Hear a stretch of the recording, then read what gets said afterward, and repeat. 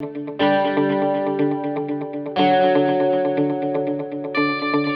even stress how important the funding is. We literally cannot do the research without it.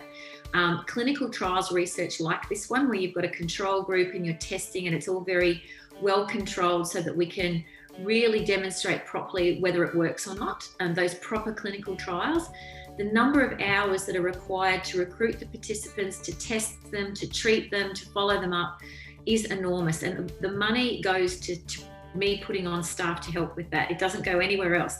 It literally is going to the therapists, to the research assistants who are running those projects. And without that funding, there's no way in the world I could do that on my own, you know. It just wouldn't be done properly. So we're very grateful to Rotary, who took the chance and funded a brand new type of research because it's really made a difference to the lives of those families. Oh yeah, it's absolutely critical, and I think the funding from Australian Rotary Health and the support of the Rotarians across Australia has been sort of fundamental to the research that we do. I think particularly without Rotary Health's willingness to fund development and the initial piloting of programs such as Clever Kids, it would be really, really difficult to generate evidence for these sorts of programs. Because securing funding at that initial development stage and piloting and evaluation is really, really difficult.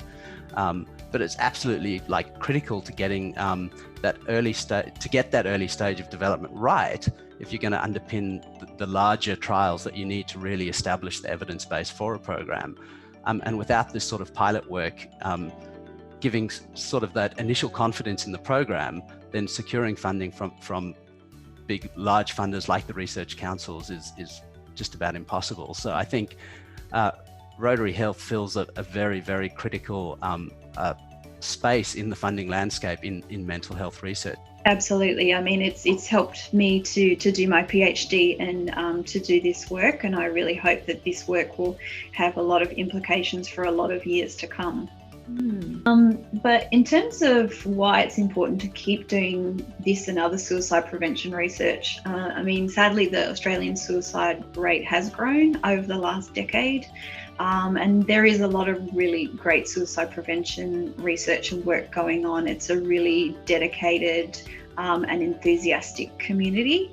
But there are clearly things that we're not doing as well as we could because the suicide rate keeps increasing. And I think suicide prevention research really needs to range from focusing on the global, like improving suicide prevention media campaigns, which we do a lot here in the Centre for Mental Health, but down to the individual. So making sure that people who are thinking about suicide or who've maybe attempted suicide get really good help so that they don't continue down that path and maybe try again.